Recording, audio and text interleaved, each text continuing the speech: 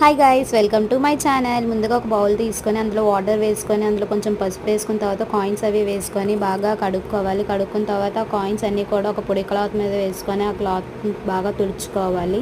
తుడుచుకున్న తర్వాత ఒక సేలో టేప్ తీసుకొని ఒక లేస్ అనేది తీసుకొని వీడియోలో చూపిస్తున్న విధంగా యాస్టీస్ అలా చేస్తూ ఉండాలి. అలాగే కాయిన్స్ అనేవి బాగా తుడుచుకొని పెట్టుకొని ఉంచుకున్నాం కదా coins. Hey guys, welcome to my channel. ముందుగా ఒక బౌల్ తీసుకొని అందులో పసుపు వాటర్ వేసుకొని కాయిన్స్ అనేవి బాగా శుభ్రంగా కడుక్కోవాలి. కడుక్కున్న తర్వాత క్లాత్ తీసుకొని క్లాత్తో కూడా శుభ్రంగా తుడుచుకోవాలి.